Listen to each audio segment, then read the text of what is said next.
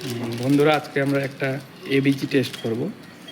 ABG actually arterial blood gas. আমরা artery থেকে sample collect করে এটা আমরা হেপারিন ফ্লাস করে নিচ্ছি, হেপারিন সিরিঞ্জ, যাতে ব্লাডটা ক্লট না হয়ে যায়। হেপারিন সিরিঞ্জ ফ্লাস করা হয়ে গেল। এবার আমরা একটু রেডিয়াল আর্টারি থেকে ব্লাডটা টানবো। প্রথমে জায়গাটাকে ক্লিন করে নিতে হবে। এবিজি করার নিয়ম অ্যাকচুয়ালি ফার্স্টে অ্যালেন টেস্ট করা, কিন্তু আমরা করছি না এখানে।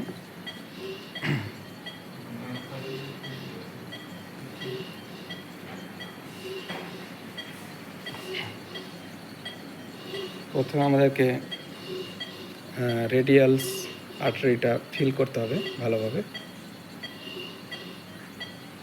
দেন একটা 45 ডিগ্রি অ্যাঙ্গেল করে নিডলটা পিক করতে হবে। বন্ধুরা, চলে এসছে ব্লাড। এই যে যখন ব্লাড চলে আসবে, দিয়ে সেটাকে আমরা কালেক্ট করে নেব। মোটামুটি 1 ml হলেই হবে।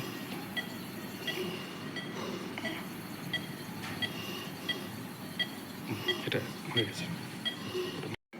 হ্যাঁ বন্ধুরা, এটা হচ্ছে তোমার এবিজি মেশিন বলতে পারেন, ইপক কোম্পানির।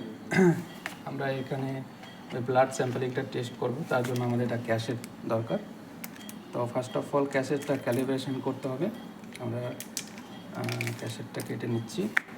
দেন এখানে শো করাচ্ছে যে ক্যাসেটটা ইনসার্ট করতে হবে, নিউ ক্যাসেট দিয়ে এভাবে করে একটু ইনসার্ট করে ভালোভাবে এটা একটু ধাক্কা দিতে হবে।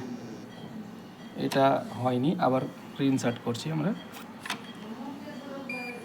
হ্যাঁ, নিয়ে নিচ্ছে। এবার মোটামুটি 2 থেকে 3 মিনিট ক্যালিব্রেশন হবে, আর 2 থেকে 3 মিনিট সময় আছে। এই যে একটা আওয়াজ দিল টিক করে, এবার স্যাম্পলিংটা দিতে হবে ক্যাসেটের মধ্যে। খুব অল্প স্যাম্পলিং লাগে। এই যে একটা আওয়াজ হয়ে গেছে। এর মোটামুটি 30 থেকে 40 সেকেন্ড টাইম নেবে রিপোর্ট আসতে। এই যে একটা ক্যালকুলেটিং রেজাল্ট হয়ে গেল। আমাদের এখানে প্রিন্টের একটা অপশান আছে, এটা হচ্ছে প্রিন্টার। প্রিন্ট করলেই প্রিন্টারে বেরিয়ে গেল রিপোর্টটা।